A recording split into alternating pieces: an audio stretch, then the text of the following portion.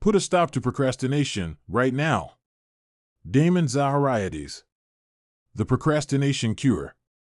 21 proven tactics for conquering your inner procrastinator, mastering your time, and boosting your productivity. Narrated by Oliver Maines and Alex Vincent. Do any of the following scenarios sound familiar? You consistently underestimate the amount of time tasks take to complete, leaving you scrambling to finish work on time. You often postpone paying bills until you're charged interest and don't go to the doctor until a minor complaint becomes a major problem. If you're nodding along, you might suffer from chronic procrastination. But that's nothing to be ashamed about. Humans have an inbuilt tendency to procrastinate. And that's not necessarily a bad thing. We're simply not built to be productive all the time. But procrastination can be a problem when it becomes a habit. That's why there's no better time than right now to learn proven strategies for getting it under control. Link 1 of 8. Imagine you have to give a big presentation in a week's time and find yourself with a free afternoon. Face up to why you procrastinate to finally kick the habit. It makes sense to devote this time to your presentation. Your future self will certainly thank you for it. But your present self? That self would rather watch Netflix. Your present self and your future self both want gratification. But they're not on the same page. Your present self wants instant gratification without considering long-term benefit or cost.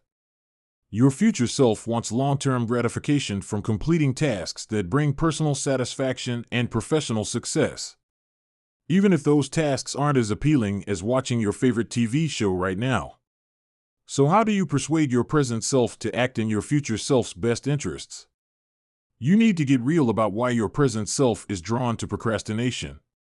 The key message here is face up to why you procrastinate to finally kick the habit. There's no point in plastering over a chronic procrastination habit with productivity hacks if you don't understand why you procrastinate in the first place. One reason we abandon tasks is because the fear of failure makes us give up, sometimes before we even start. After all, if you don't try, you can't fail. To address this, remind yourself that failure isn't a character flaw. Instead, reframe failure as data. It's just feedback that your current approach needs improvement. If you suffer from perfectionism, you could find yourself procrastinating whenever you feel that your efforts will result in a not quite perfect outcome. In that case, ask yourself why you need to achieve perfection, and if not achieving it would be the disaster you imagine. For example, a test result of 95% isn't as good as 100%, but it's a lot better than 0. Sometimes, anxiety around decision-making and the fear you might make the wrong choice can lead to procrastination. But most tasks, even basic ones, require you to make decisions. For example, if you're cleaning your house, you might be wondering whether it's better to start with the laundry or mop the floors instead. If you spend too long fussing over decisions like these, you could quickly lose the momentum you need to complete the task. To avoid this, first recognize that any decision is better than no decision. Second, accept that you might sometimes make the wrong choice. As long as you move forward with confidence, it won't be the end of the world. Find the best way to get started. 2 of 8. Is there a task on your to-do list that fills you with dread? Perhaps it's sending an awkward email or filling out a complicated form. No matter what it is, tasks like these are almost always less time-consuming and less painful than we imagine them to be. The trick is just to start. But how? Well, you could take the advice of writer Mark Twain. He once said, if it's your job to eat a frog, it's best to do that first thing in the morning. For him, unappealing chores were frogs and best dealt with quickly. So every day, find your frog, whether it's sending invoices or prepping for an exam, and cross it off your list first. Every other task will be more enjoyable by comparison after that. Here's the key message. Find the best way to get started. Eating the frog is one way to beat procrastination. Here are 2 more. The first technique for gaining momentum with a task to which you're not looking forward is simply to focus on the first 10 minutes. For example, if you've promised yourself that you'll go to the gym, don't focus on the time and effort to complete the whole task. Just focus on getting dressed in your workout clothes and grabbing your keys. That's not so daunting, is it? By tackling those first 10 minutes, you've already started to gather energy and momentum, so you might as well head out the door and go to the gym. This technique can be applied to every kind of task. Need to clean the bathroom? Start with 10 minutes scrubbing the sink. Got a big presentation coming up? Take 10 minutes to draft your first slide. With those first 10 minutes out of the way, you'll find it easier to keep going. The second technique is even simpler. Start tasks when you know you'll have the energy for them. If you're a morning person, for example, schedule important tasks for the early hours when they'll be easiest for you. If your productivity peaks at night, however, there is no point in starting an important project early in the day. You'll be far less likely to postpone if you move it to the evening when you're feeling fresh. Streamline your to-do list, and you'll complete more tasks. 3 of 8 atypical to-do list can stretch to a few pages, including big projects with tight deadlines and small chores with no due dates. Unfortunately, the more unwieldy your to-do list becomes, the more likely you are to procrastinate. But if you shorten your to-do list, you may get more done. How short are we talking? Well, the magic number is 7 or fewer. 7 tasks are conquerable over the course of a day, which solves the problem of incomplete tasks piling up. Plus, limiting your list to 7 tasks forces you to cut back on busy work and concentrate on the essentials instead. The key message is this: streamline your to-do list and you'll complete more tasks. Sticking to the 7 tasks or fewer rule is the simplest way to get your to-do list under control. Less simple is deciding which tasks make the cut. So if you want to know which tasks to do and when to do them, you need to get proactive about prioritizing. If your life is already organized around priorities and objectives, that's great. If not, sit down with a piece of paper and make 3 lists. 1 is for short-term goals, like reorganizing the spice rack. 1 is for medium-term goals, like landing a promotion. And 1 is for long-term goals, like traveling the world. After this, go back to your to-do list. Prioritize each task in terms of how completing it will bring you closer to your goals. You could do this by assigning each task a number on a scale of 1 to 5, with 1 being high priority. Of course, not every task on your list will be high priority. You might, for example, need to deal with administrative work with no set deadline. But as long as you include a number of high-priority tasks on your daily to-do list, you can feel confident that each day's work will bring you closer to achieving your goals. Finally, when you sit down to work, be careful not to multitask. Trying to concentrate on more than one thing at a time diminishes the quality of your focus, making it all too easy to slip into the trap of procrastination. So rather than half-finishing a lot of tasks, be a single tasker who does one thing from start to end before moving on to the next. Use time management tools and techniques to make the most of your day. 4 of 8 a calendar can be the procrastinator's best friend or worst enemy. Used smartly, this time management tool can keep you on track and on top of your to-do list. But overfill it or underfill it, and it can actively hamper your efforts to be productive. An overfilled calendar, like an overfilled to-do list, sets you up for failure. When you schedule too many tasks, you simply won't finish them, and your calendar will be a discouraging reminder that you didn't meet your goals for the day. An underfilled calendar leaves you with too much free time.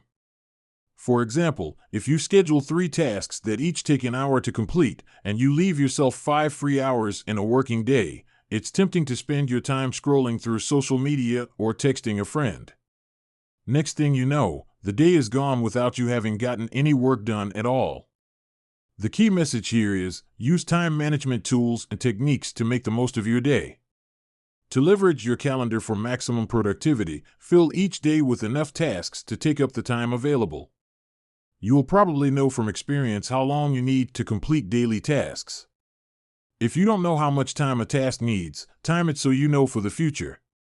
The trick is to schedule just enough tasks to limit large blocks of free time, but not so many that there's no point in starting them. As you do this, don't forget to apply Parkinson's law, the rule that states, work expands to fill the time available for its completion. If it takes you 3 hours to write a report, but you give yourself 8 hours, it will take 8 hours to write. So, without being too sadistic, set a time limit for each task, and don't give yourself any longer than you really need to get it done. Of course, some tasks will require a lot of time to complete. Let's say you're pitching to a promising new client, and you'll need at least 6 hours to get the proposal together. A 6-hour task seems daunting, perhaps so daunting that you keep putting it off. To avoid this, break the task down into a schedule of time chunks or shorter periods of time. For example, you could grab a timer, set it for 45 minutes, and get to work. When it rings, take a 15-minute break. Rinse and repeat over the next 6 hours, and you'll finish the task. Eliminate the distractions that lead to procrastination. 5 of 8 procrastination is a battle between your present self and your future self.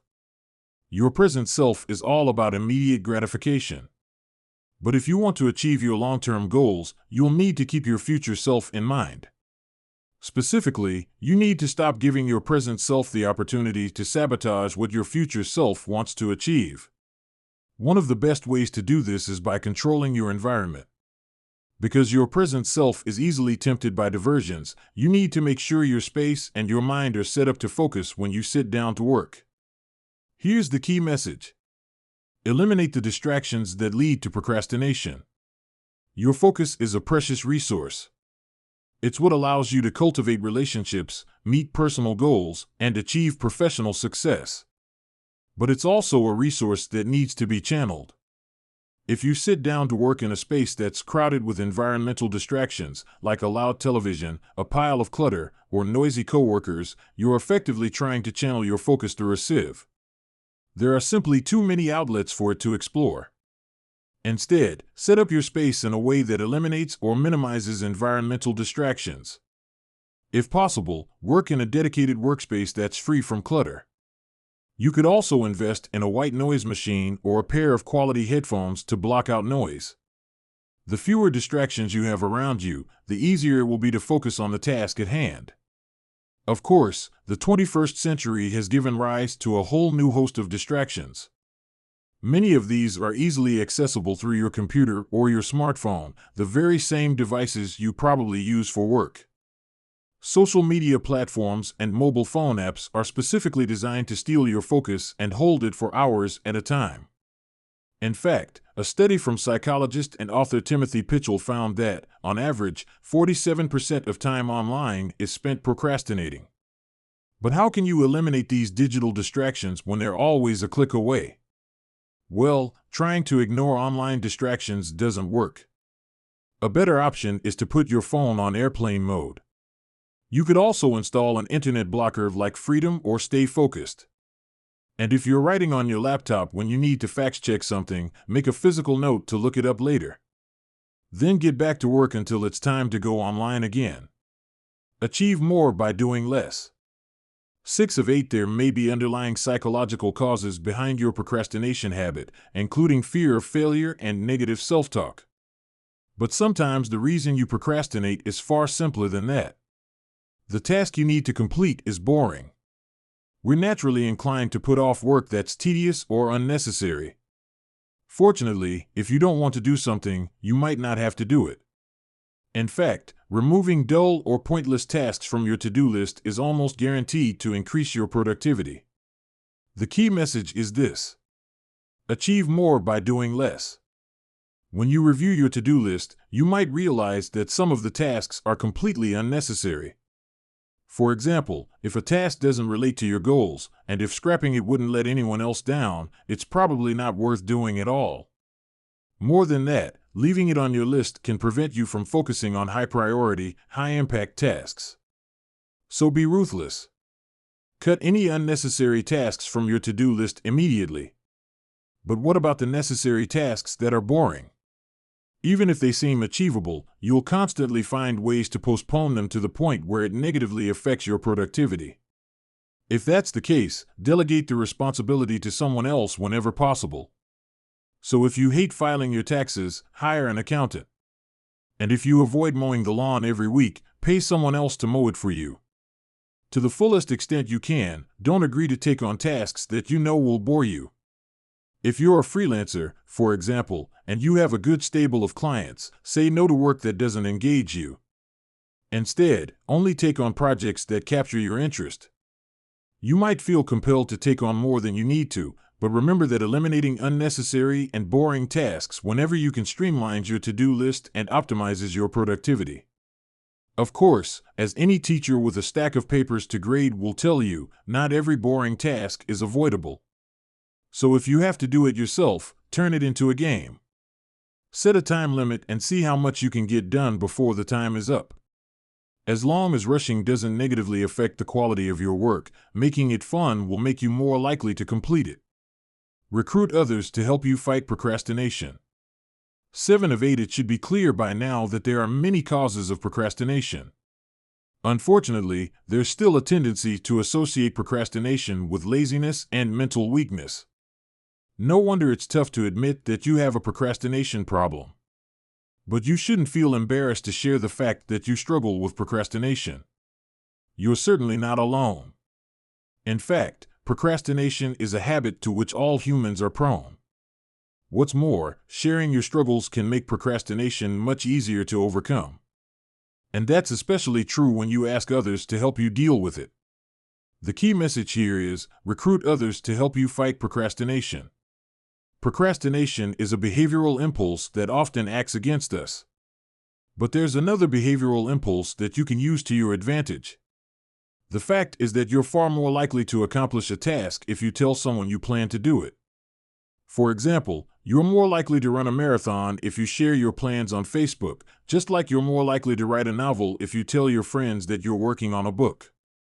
In other words, if you make yourself accountable to someone else, you're far more likely to achieve your goals. So, if you want to get something done, recruit someone else who will hold you accountable for actually doing it. Remember that novel? Tell someone that you're going to write it, including when you'd like to have it finished. Ask them to check in on your progress from time to time. This will give you the gentle nudge you need until you finally type the words, "The end." Want another effective tactic? Don't set your own deadlines. We rarely respect self-imposed deadlines because we don't feel too bad about breaking promises we've made to ourselves. But we do respect promises we make to others. A 2002 MIT study asked 2 groups of students to submit a paper by a specific deadline. But there was a catch. Those in the first group worked to a deadline imposed on them by the researchers. Members in the second group were allowed to set their own deadlines. Perhaps unsurprisingly, people in the second group were far more likely to turn in their papers past the deadline. That's why if you want to avoid the procrastination that comes when your deadlines are self-imposed, ask someone else, like a professor, a manager, a friend, to set them for you. To beat procrastination, become your own cheerleader. 8 of 8. There's a vicious cycle that many habitual procrastinators can easily fall into. You aim to complete a task. You procrastinate to the point where you're forced to abandon it, or else you finish it in a slapdash manner. You're unhappy with your work and feel like a failure. Because you feel like a failure, you approach your next task with less confidence. Your low confidence drives you to procrastinate further, and you don't complete this task to your satisfaction either. Your belief that you're a failure is reinforced further, and you become even more vulnerable to the temptations of procrastination. The problem here isn't really that you have a tendency to procrastinate. It's that procrastination leads you to indulge in negative self-talk, which leads you to procrastinate more. To stop the cycle, you need to stop with the negativity and start believing in yourself. Here's the key message. To beat procrastination, become your own cheerleader. Negative self-talk can creep into your consciousness in many different forms. You might engage in self-criticism, comparing yourself to others, or beating yourself up for your perceived failings. You might be a constant worrier who imagines worst-case scenarios based on very little evidence. Finally, you might be a perfectionist who sets impossibly high standards only to berate yourself when you can't live up to them. So what can you do? First, teach yourself to recognize negative self-talk. Do you blame yourself when something goes wrong?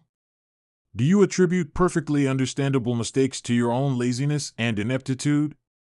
Do you expect to fail at a task before you've even started it? All of these are examples of negative self-talk. Second, put a positive spin on your negativity. If you make a mistake here and there, remind yourself that everyone makes mistakes. And if you're convinced there's no point in starting a project because it will never turn out the way you want it to, tell yourself that nobody's perfect. Not even Picasso was satisfied with his paintings.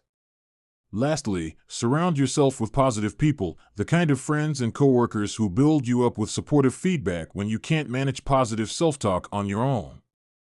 You won't eliminate negative self-talk immediately. In fact, there may always be a voice in your head that tells you you're not good enough. But making a real effort to shut that voice up will help you cultivate optimism and self-belief, two powerful weapons in the fight against procrastination. Final summary. The key message in these is that, if procrastination is stopping you from achieving your full potential, there are strategies to kick that habit. Encourage your present self to work for your future self's best interests by optimizing your time management, streamlining your to-do list, and conquering negative self-talk. And here's one more piece of actionable advice. Try temptation bundling. Need to do something you hate but want to do something you love? Why not do both? For example, if you love reading novels but hate going to the gym, bundle the temptation to read with the obligation to work out, and only let yourself dip into a good book after you've done your workout.